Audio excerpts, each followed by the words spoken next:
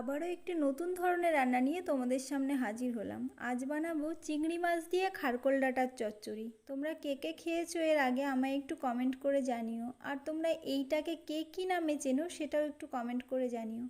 তো প্রথমে খারকোল ডাঁটাটা কেটে একটু ভাপিয়ে নেব জলে, ওই ধরো 5 মিনিট মতো ভাপিয়ে নিলাম। এবার মশলা রেডি করব। মশলার মধ্যে দিয়েছি আদা, জিরে আর রসুন। এখানেও পেঁয়াজটা আমি ব্যবহার করব না। তো দেখতে থাকো, আশা করি রান্নাটা তোমাদের ভীষণ পছন্দ হবে।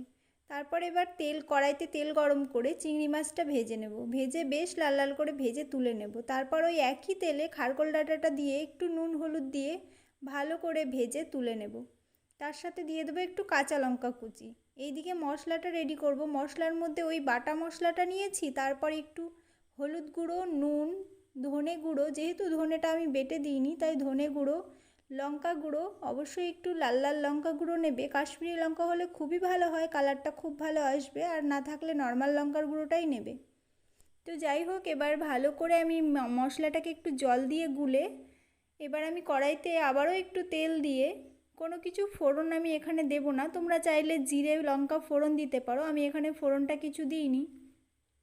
এবার আমি মশলার পেস্টটা ঢেলে দেব। ঢেলে দিয়ে বেশ তেল ছাড়া পর্যন্ত কষিয়ে নেব। আর দেখো কালারটা কত সুন্দর এসছে। যখন দেখবো বেশ ভালো করে কষানো হয়ে গেছে তখন একটু চিনি দিয়ে দেবো এর মধ্যে।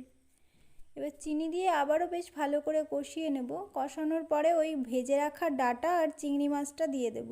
দিয়ে একই সাথে আরও কিছুক্ষণ 5 মিনিট মতো নাড়াচাড়া করে কষিয়ে নেব। তারপর অল্প জল দেব, যেহেতু চচ্চড়ি করব তাই সামান্য জল দেব।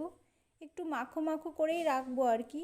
তোমরা চাইলে এখানে গ্রেভিটা যার যার পছন্দ মতো রাখতে পারো। তো দেখো এর মধ্যে আমার রান্না হয়ে গেছে, আর দেখতে কতটা সুন্দর হয়েছে। দেখতে যতটা সুন্দর হয়েছে খেতেও ততটাই সুন্দর হয়েছে। একবার অবশ্যই ট্রাই করে দেখতে পারো, আর ভালো লাগলে অবশ্যই একটা লাইক করে যেও।